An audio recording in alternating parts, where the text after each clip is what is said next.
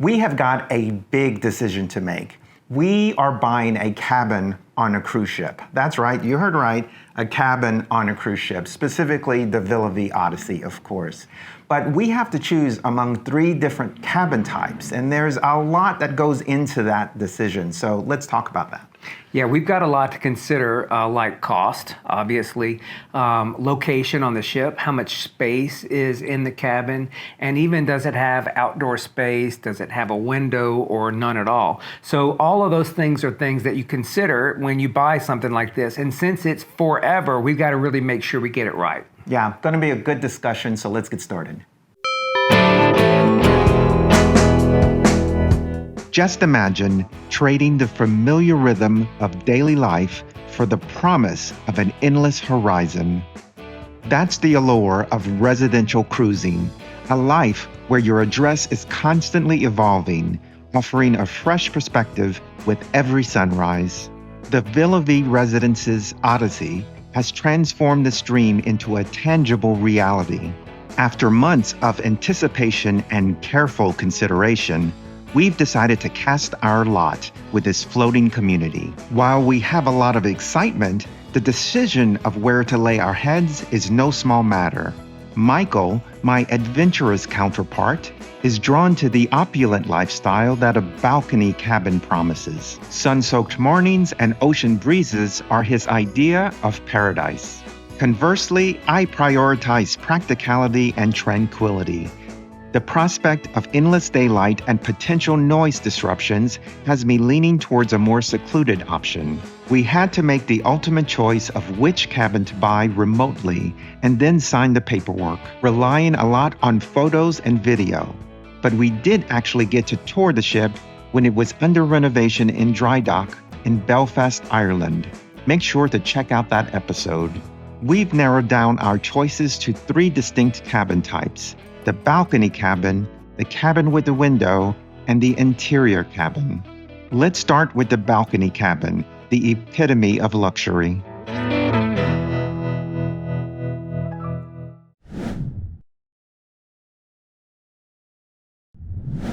So for sure, we're looking at a balcony. I mean, you get up in the morning, you can have your coffee, they'll bring your room service out there. You've got your own kind of outdoor space. So if you need air, you can get it. You can wake up and watch the sunrise. I mean, it's your own personal space, and that's kind of a cool thing. Mm-hmm. I mean, yes, definitely a balcony.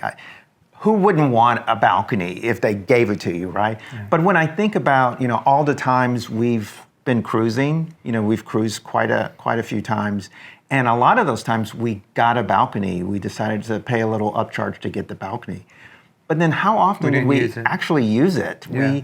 We're usually out kind of exploring the ship or exploring the destinations and the ports. I don't remember very many times where we actually spent any significant amount of time on the balcony. Yeah, I mean, it was there. And we did go out there some, I think the idea of it is really nice to have it if you want it, but you're right. I remember, sounds and smells and temperatures and that kind of stuff happens. Even bugs. We had bugs one time. Yeah, I think that was when we did one down the Nile. There were some bugs, and definitely the temperature extremes. I remember, like Antarctica. Remember Antarctica? Right. We had a balcony. Yeah. We thought we'd be looking at all the glaciers and everything going by, but it was freezing out on the balcony. And when we did go out, we'd get upstairs because you got a better view up there to begin with, right? That's true. So, yeah, and most of the time it was hot on the balcony. Yeah. Mm-hmm. So you've got, that kind of stuff. Now, it's there if you ever want it. Like people talk about COVID. If I got COVID and I was in an inside room, I would never be able to get any fresh air. And that's legit. I don't know if you should buy a balcony because of that, but those are the kind of times when you might be glad you have it. Mm-hmm. And then I think the biggest thing for me is the light. There's just so much light that comes through those giant doors. Yeah. And, it's hard to keep it out. Yeah, and I'm sensitive to that, especially around sleep. You remember Norway. Yeah. It was daylight all day and all night long, and we had it difficulty was with really it. And there was movement. I remember the curtains moving and stuff, Oh, and yeah, letting the yeah, light yeah. in and Yeah, that kind of stuff. yeah. Yeah, so there's definitely, a lot to consider. And we haven't even talked about cost yet. Yeah. The cost is A lot probably the more. biggest thing. It's so much more. So the cost is you have an upfront piece, which it's a lot more, and then you have a monthly maintenance piece, and on the balconies, it's significantly more. Now, some people are selling their houses and doing that, that might work for them. I don't want to do that. If we sold our house, we could do that. Yeah. I don't necessarily want to sell my house for a balcony, but I guess we'll look into it and see.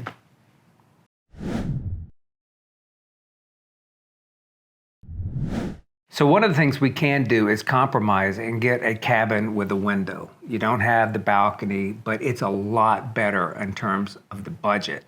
And one of the other things that I like about it is there are cabins with windows on upper floors. So you can actually be up there with a lot of the balcony cabins, but don't have to pay the balcony price. Yeah, it's definitely a really good compromise when it comes to costs, both on the upfront and I think significantly on the monthly fees, right? sure, Like there's a big difference there. Which There's a go big on jump. for 15 years. So that's really important. Yeah, definitely important to keep in mind. Yeah. I still worry about the light a little bit, to be honest. I mean, I know it's going to be a lot better than the big windows of a balcony, but there is going to be some light seeping in. I guess there might be some solutions we can come up with in terms of blackout shades or curtains or whatever. You don't have the whole wall of windows, and you don't have the door, so it's probably going to be easier to do that. But you won't have the sounds and the smells because it's all sealed up. Yeah, so that's true. good. And then one of the good things, I don't know if folks out there know, that you can decorate your cabin if you buy it. So we can probably come up with some really creative solutions in terms of curtains to make sure that we get all the light out at night when we go to bed. I think we can do that. And the thing I really like, you can rent, as owners, we can rent, of course, the cabin if we ever choose to do so. And what I've heard and what makes sense to me is because the cabins with the windows are cheaper, they rent cheaper, obviously, because we have less involved in terms of the cost of it. So people tend to rent these things. So if we ever did want to rent it, it'd probably be easier for us economically and have a bigger audience to rent a cabin with an outside window than one with a balcony.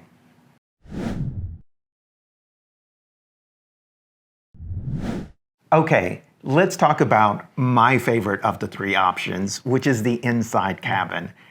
I mean, we've been in inside cabins before, and I remember feeling like, oh my God, I feel cocooned inside this cabin, and I slept so much better. Don't you think you would feel the same way? Yeah, it's basically a sleep chamber. I mean, there's no light, there's no nothing. You have no outside world. Yeah, we've had a lot of great experiences on inside cabins, really, and have enjoyed them. What I don't know is if that same experience would translate as long as we're going to do this. We've only been on those for maybe a month at a time. Yeah, that's true. I mean, we're talking not just a few weeks or a month like we've done before. This is going to be months at sea for many years to come. So yeah, that could be a very challenging experience, I think. But then there's the cost. I mean, this option is so much cheaper than all the other options. It is the lowest investment you have to make, the least risky investment you have to make. And let's admit it. I mean, you're going to the same places, you're eating the same food, you're having the same services. So it is incredibly compelling, and you got to look at it. It's an option we got to consider.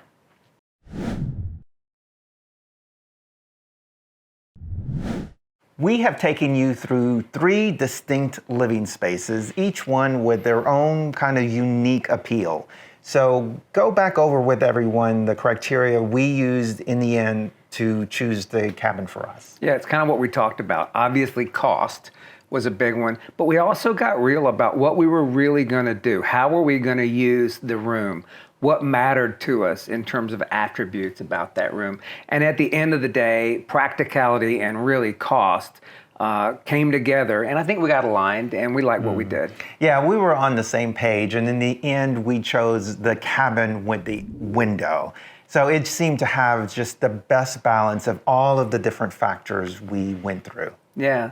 The other thing I really like is it is on a deck that's higher up. It's actually on the same deck as the balconies that we were looking at. So in terms of location within the ship, we're up high and at a location kind of at the end of a hall that we really like. So we were able to get a good compromise in terms of cost and practicality, but we were able to get a location that I really like. And also, in a way, we saved some money. Like, we weren't one of the very first people to buy a cabin, but we were among some of the early adopters. Yeah. So the prices we paid were a little bit cheaper than what you might see today, what you would definitely see today. So buying early does help. Yeah, for sure. So what would you do if you were us? Would you done the same thing? And we'd love to hear your comments. And we're going to be taking you through a tour of our room on a future video. So keep the comments coming and let us know what you think, and we'll see you out there.